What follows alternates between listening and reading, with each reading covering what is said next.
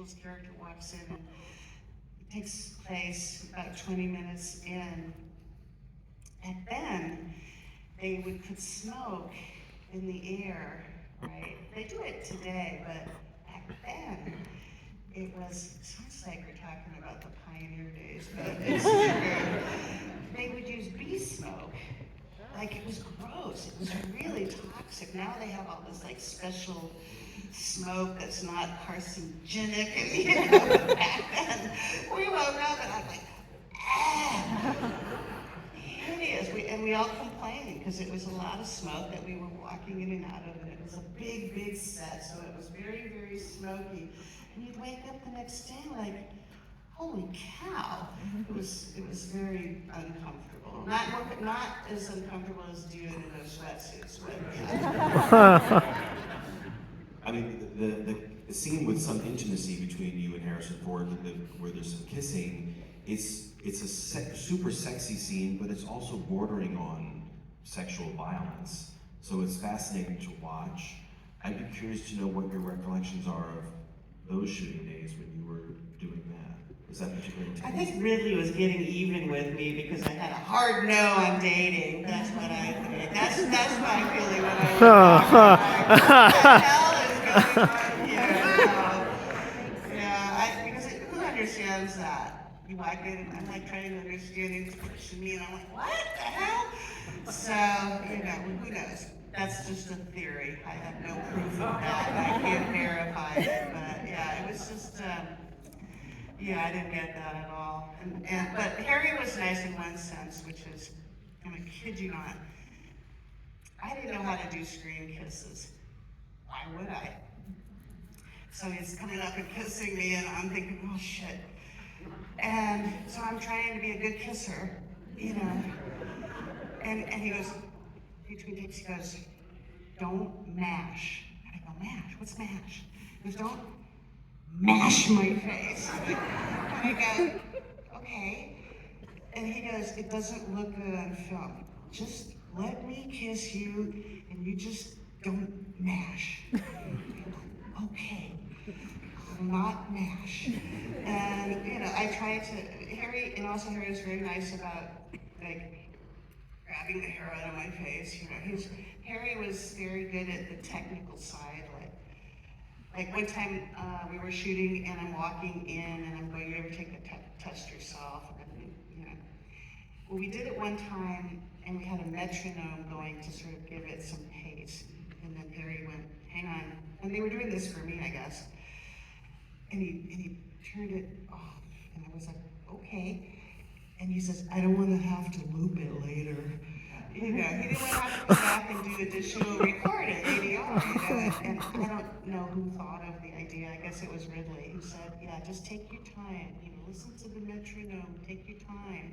And Harry was having none of it. Here's the last thing. When you think back on this entire experience and the fact that it was so early in your career, what's your kind of general mood and feeling about the experience of Blade Runner?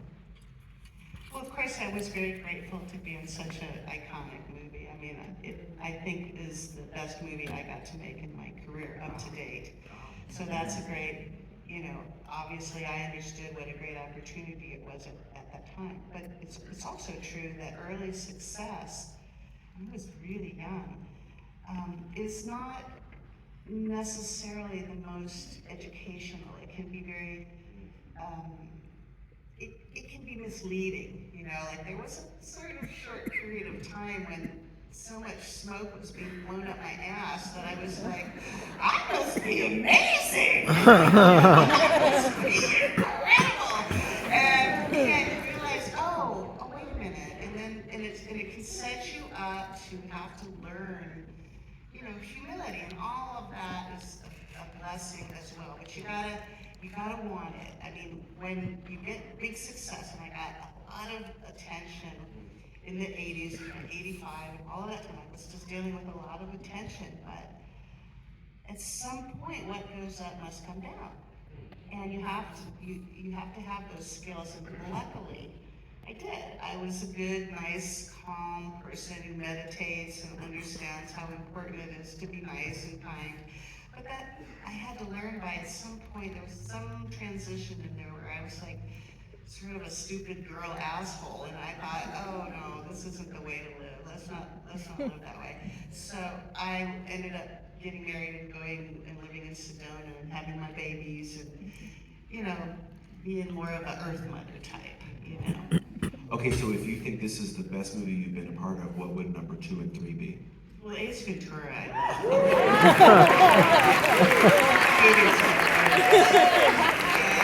Jim was great. Jim was great.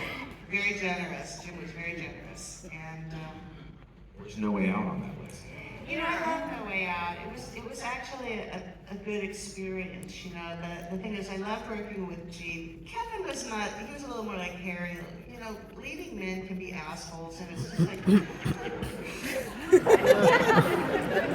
they don't mean it. It's the same. It's the same